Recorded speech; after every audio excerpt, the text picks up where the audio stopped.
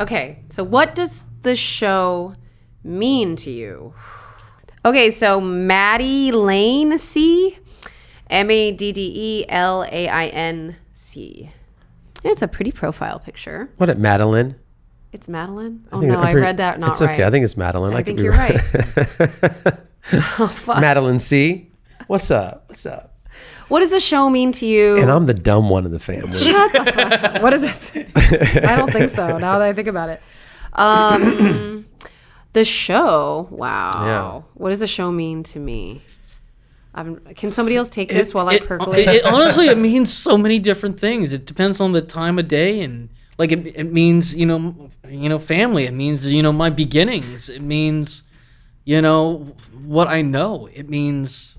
Well, especially for you, like being with, now that your dad's not around, that was like probably an important time that you got to spend with your dad. That, you know what I mean? Like you weren't just off at school. It was really when I really kind of became awake of just reality and growing up, because you're aware of stuff as a kid, but then you have like some moment where you just start remembering things, I guess, a little bit more. I was going to say, do you have like many memories before even Stevens? Not really. See, that's crazy. Just so young. Like you were like born into into the Even Stevens family. It's like your first shit. That's crazy. Yeah. So honestly, it means, really the only thing I know.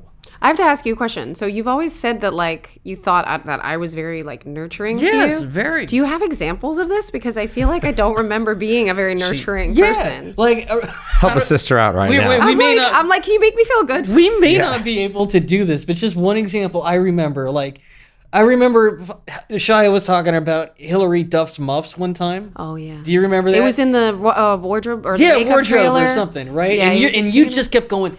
He means her mittens. He means her mittens. Oh my god. Not her boobs, her mittens. Oh no. Oh my god. And didn't they like go on a date? I was not around. I think no. They did. It's documented. They went on a date and it was weird. Yeah. That's so funny. That's one of the things. He was so weird. Yeah, I just remember you just trying to nurture me the best you could. And I definitely was trying to shield you from definitely from Shia. Well, what it was? Shia was like the worst big brother to you. That is just being a 14-year-old boy. Yeah, come on. I know. This ain't weird. This is what you do as a 14-year-old boy. It was chaos on set. Like, I mean, y'all get away with a lot on set, right? Yeah, we would never get away with this shit nowadays. Or in school, or like in real life, you'd have to do it like away from the eyes of adults. We were doing this shit in front of adults. They were they loved it. They thought it was hilarious. Well, I mean, see, definitely was encouraged. But that's what's funny to me though, because again, like I was in such a different place. Yeah. You guys were just being kids, and you actually had a set where you could be. That's true. Kids. You didn't have executives from Disney running around. Like, no, it was... Like, because at sitcoms, they are way more present, the executives. They are right there, right? Yeah, like every especially if you have a live studio audience. I don't know how Raven does it, man. No way. Raven. She's a sweetheart. I love Raven. I do not know how. I think that, again, everyone had their own experience, but from my perspective, you guys had room to be... It wasn't like you guys were hanging out in the dressing room smoking pot at fucking 12 years old. Well, we know. Right? Smoking pot's the worst thing you could possibly do. I mean, clearly, ask Marlon. Ask Marlon Wayans. Wow. But yeah, I mean, that's, I think that you guys had, not to impose my experience on yours. No, but it's interesting to hear your perspective. Again, being an adult in the room while we were kids. That's how I saw it. Yeah. Like well, and also you dropped in. Which is why I didn't hang out with you guys so much, because you were just kids being kids, Obviously. Yeah. I was emo being emo. I was like insecure about everything. And I just wanted to be accepted by y'all so much.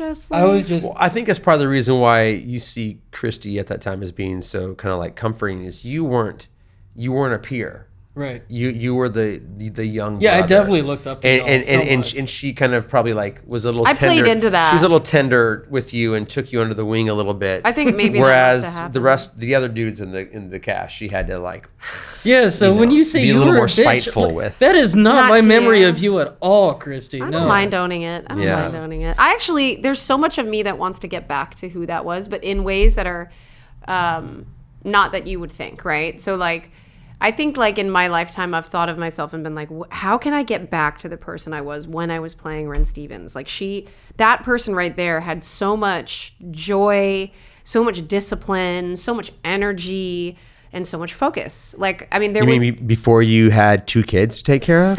I know, this is probably like a very skewed lens at the moment. But no, I'm actually talking about spiritually.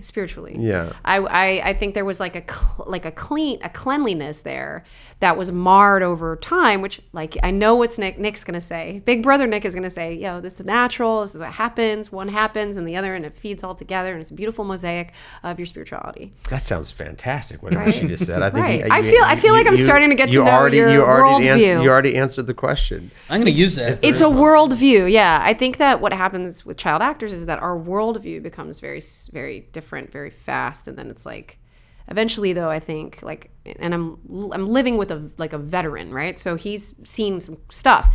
And so it's like, he'll talk to me sometimes. He'll be like, hey, like, you're not the only person. You're not unique.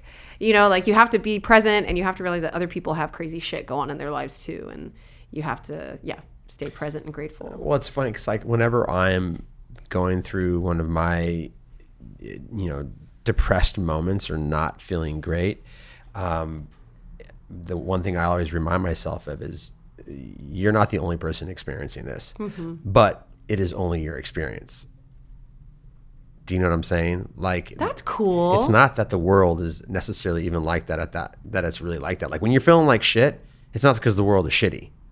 That's just how you're feeling, but you're not the only one feeling that way, right? It's like, and it's the same thing like when things are going great and you're feeling amazing, don't get too high on your own sauce because it's also not a reflection necessarily of what the world is. It's just how you're feeling at that moment. And so it's like, that's my first tattoo I ever got was, it all changes.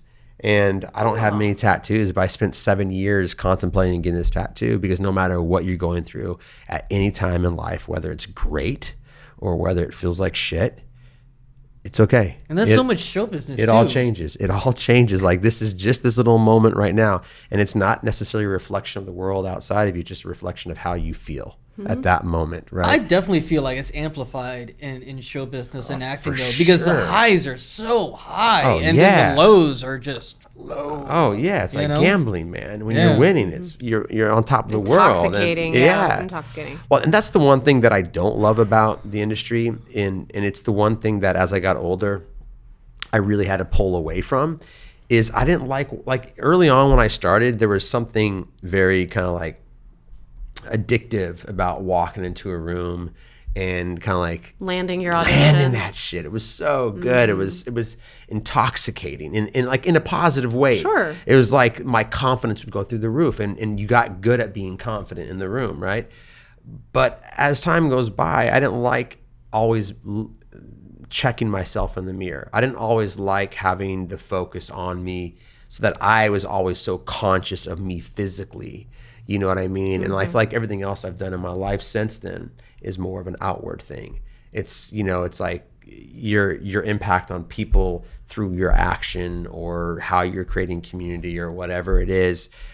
Even art, like whether it be painting or anything, it's not so much how you look as a person or it's not so much what your body represents as much as what your body can do to serve. Absolutely. It's more about your output. Yep. Like what are you putting out there into the world? Yep. And that I would rather focus on that than focus on me, because then it's like any child actor, especially, it gets hard to age.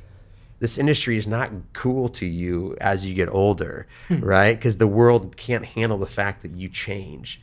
And so the most important thing is to like, don't be in a space where you're so hypercritical of how you look or what you're going through, because then it gets really hard to survive in this industry.